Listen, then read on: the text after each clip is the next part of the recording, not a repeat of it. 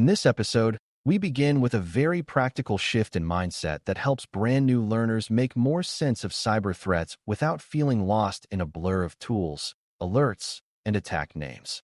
Many people first study cybersecurity by focusing on individual incidents or flashy examples, but defenders become much stronger when they learn to organize adversary behavior into patterns they can recognize and think through repeatedly. That is where threat frameworks become useful, because they give structure to activity that might otherwise feel scattered and unpredictable. A framework does not remove uncertainty, and it does not magically explain every event. What it does is give you a dependable way to sort behavior into meaningful categories so you can ask better questions, notice stronger patterns, and make calmer decisions. Just as important, repeatable thinking keeps you from reinventing your reasoning every time something suspicious appears in front of you. Before we continue, a quick note. This audio course is part of our companion study series.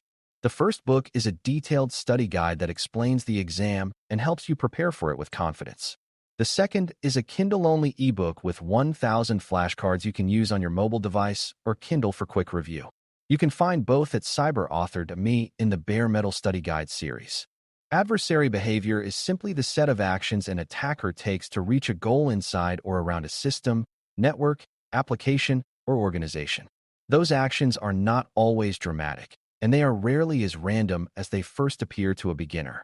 Even when attackers improvise, they are usually still trying to solve familiar problems such as how to get access, how to stay there, how to move towards something valuable, and how to avoid being noticed for as long as possible. When you start looking at cyber activity through that lens, you stop seeing each event as an isolated surprise and start seeing it as part of a larger behavior pattern.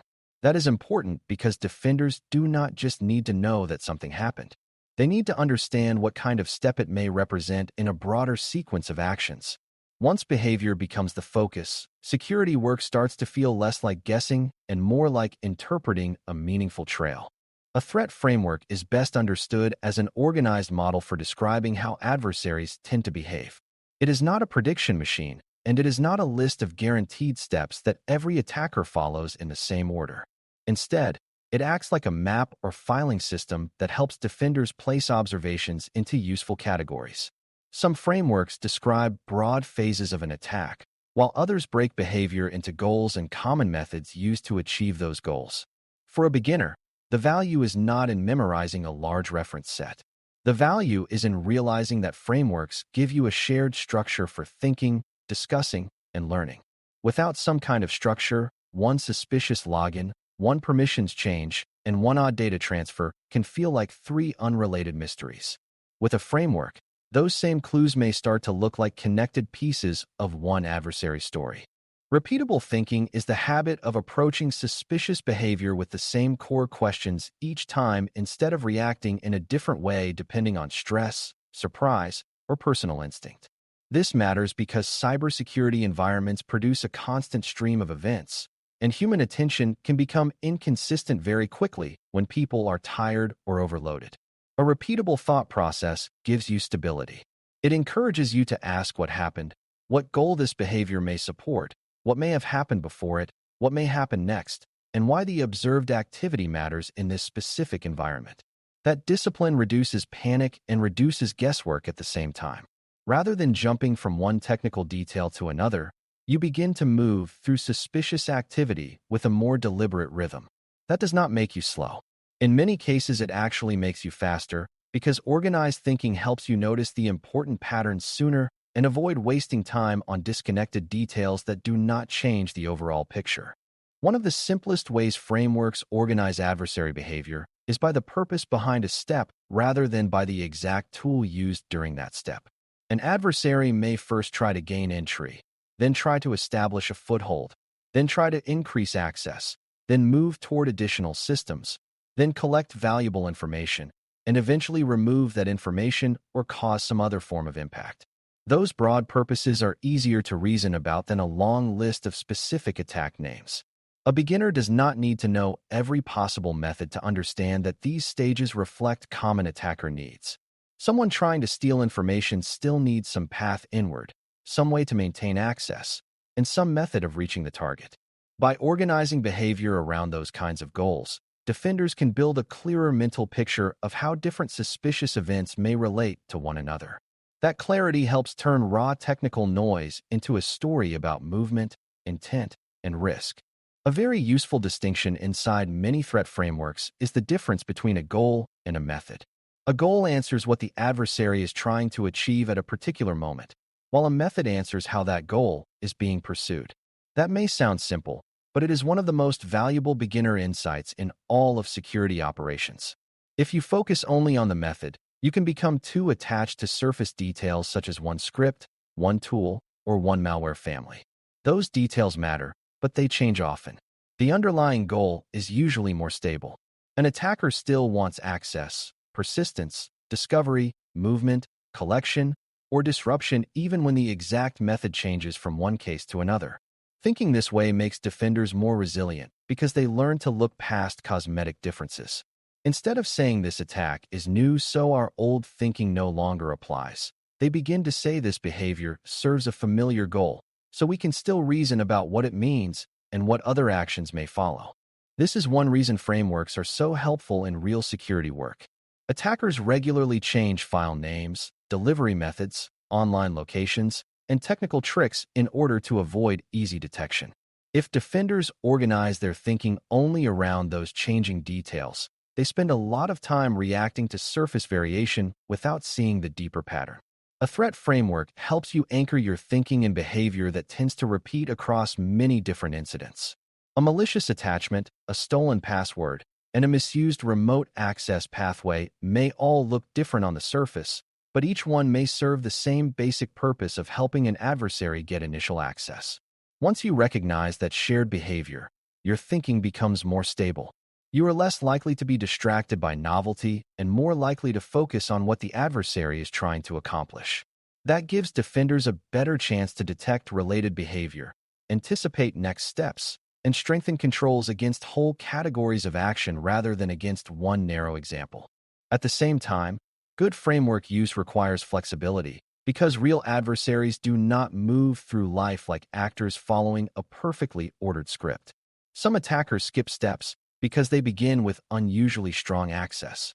Some repeat steps because their first attempt failed or because they are expanding their options. Some operate slowly and quietly, while others move quickly once they find something valuable. This means a framework should guide thought, not imprison it.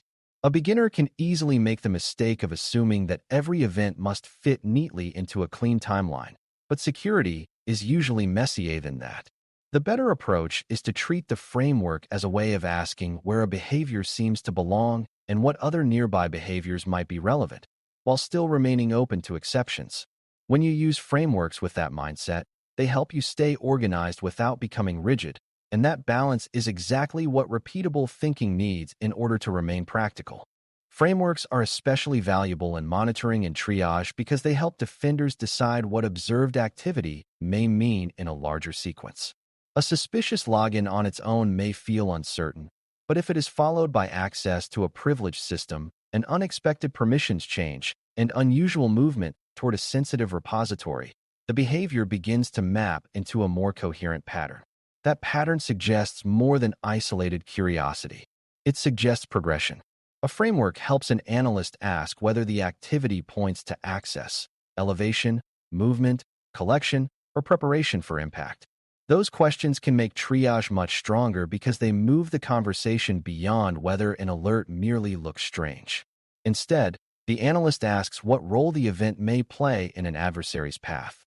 This improves prioritization, because a small event that fits a meaningful stage in a dangerous chain may deserve more attention than a louder event that has little connection to sensitive systems, valuable data, or broader adversary progress. Threat frameworks also support investigations by helping analysts reconstruct what likely happened before and after the activity they can already see. Investigations often begin in the middle of a story rather than at the beginning. An analyst may discover suspicious data access or a strange process, and then have to reason backward to ask how the adversary got there and forward to ask what objectives may have followed. A framework gives shape to that reasoning. If you observe signs of internal movement, it becomes natural to ask what earlier access may have enabled that movement. If you observe selective collection of valuable data, it becomes natural to ask what persistence or privilege changes made that collection possible. This kind of structured thinking does not replace evidence, but it helps analysts search for the next most meaningful evidence. It turns investigation from random wandering into guided exploration, which is far more useful when time is limited and the environment is full of competing signals. Another important benefit of frameworks is that they improve communication across different security and business roles. Security analysts, engineers, incident responders, managers, and even non-technical leaders often struggle when the same event is described only through raw technical detail. A threat framework provides a more understandable language for discussing what an adversary was trying to achieve and where defensive attention may be needed. Instead of explaining only that a certain alert fired on a certain host, a defender can explain that the observed behavior appears consistent with unauthorized access followed by internal movement towards sensitive assets. That framing is easier for others to follow because it focuses on intention and risk rather than on isolated mechanics. It also supports stronger teamwork, since different groups can align around the same model of what is happening. When people share a framework, they argue less about labels and spend more time deciding what action makes the most sense in response to the adversary behavior being observed. Frameworks become even more powerful after an incident because they help organizations learn in a structured way instead of settling for vague lessons. If a team knows that an adversary gained access, stayed active, moved internally, and reached sensitive data, then post-incident review can ask where controls were strong, where visibility was weak, and which stages were hardest to detect or disrupt. That matters because learning should not stop at saying the organization experienced an attack. A useful review asks how the attack unfolded and where defensive improvement would have broken the chain earlier or reduced its success. This is another form of repeatable thinking. The same structured categories that help during monitoring and investigation can also help during improvement. Over time, that creates a much more mature security posture because the organization is no longer just reacting to incidents one by one. It is studying adversary behavior in a consistent way and using that understanding to strengthen prevention, detection, and response together. There are, however, a few common mistakes that beginners should avoid. One mistake is treating a framework like proof. Just because observed activity resembles a known behavior pattern does not mean you fully understand who the adversary is or what every next move will be. Another mistake is believing the framework itself does the thinking for you. It does not. It only supports thinking by giving you a structure. A third mistake is becoming so focused on fitting events into neat categories that you ignore unique business context, unusual attacker creativity, or internal explanations that may also fit the evidence. Good defenders use frameworks to become more organized, not more narrow-minded. They combine structured models with real-world evidence, operational knowledge, and healthy skepticism. That combination is what keeps repeatable thinking from becoming mechanical and keeps threat frameworks from turning into rigid templates that hide more than they reveal. As we close, the most important lesson is that threat frameworks help you organize adversary behavior so that suspicious activity becomes easier to interpret and discuss. They give you a practical model for understanding goals, methods, progression, and likely next steps without forcing you to memorize every technical detail of every attack.